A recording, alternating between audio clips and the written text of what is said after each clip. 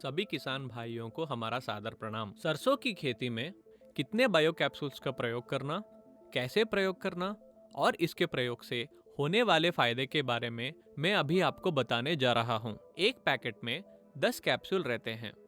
यह 10 कैप्सूल को 1 एकड़ में 2 पड़ाव में इस्तेमाल करना चाहिए। पहले पड़ाव में 5 कैप्सूल का प्रयोग करना चाहिए और दूसरे पड़ाव में 5 कैप्सूल का प्रयोग करना चाहिए।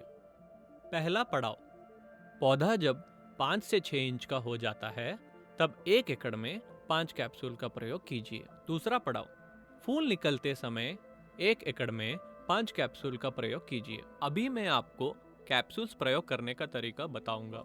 एक पानी बोतल में थोड़ा पानी ले लीजिए। उस पानी में आपके आवश्यकता के अनुसार कैप्सूल डालकर 15 से 20 मिनट छोड़ दें।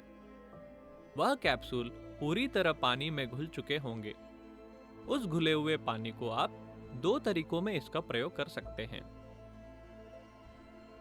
पहला तरीका, स्प्रे।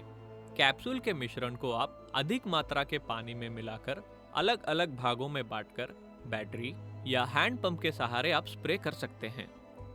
एक कैप्सूल को आप पूरे 20 लीटर पानी में घोल सकते हैं। स्प्रे करते समय इस बात का ध्यान रखें कि पौधे का जड़ अच्छी तरह से भीग जाए।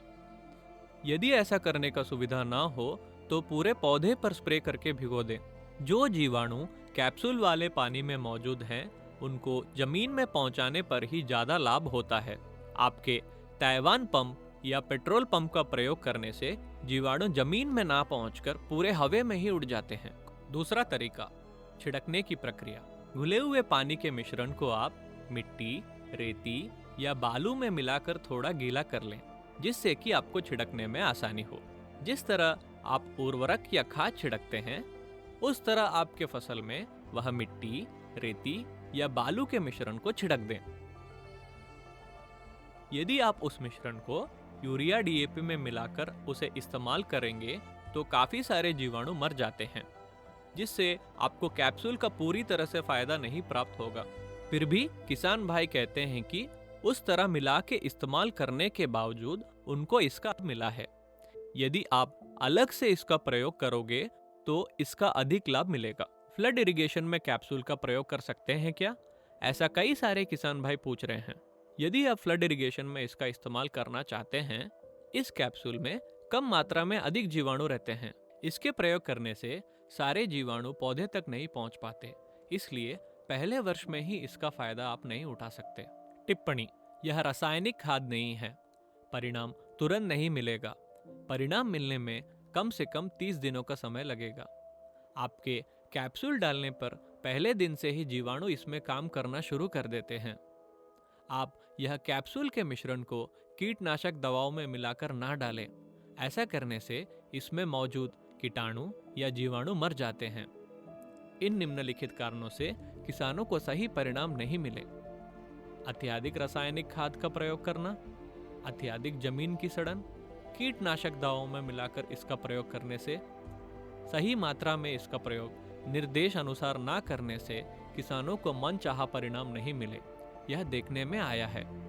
इसमें जीवाणु रहते हैं। सभी जमीन में एक ही तरह के परिणाम नहीं मिल सकते।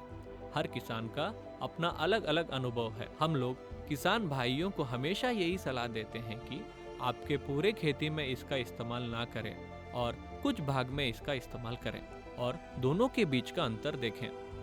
100 में से 90 किसान भाइयों को इसका सही परिणाम मिला है।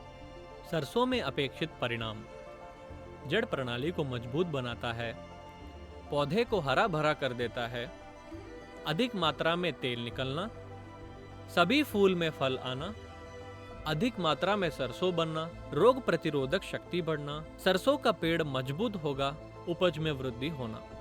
100 में से 90 लोगों को बताए गए परिणामों में से कम एक तो जरूर दिखे हैं। कई संदर्भों में इससे ज्यादा भी परिणाम मिले हैं। सरसों से संबंधित सभी संदेशों के बारे में मैंने विवरण दिया है, ऐसा मेरा मानना है। अधिक जानकारी के लिए 91 21 24 86 66 पर आप हमें संपर्क करें। धन्यवाद।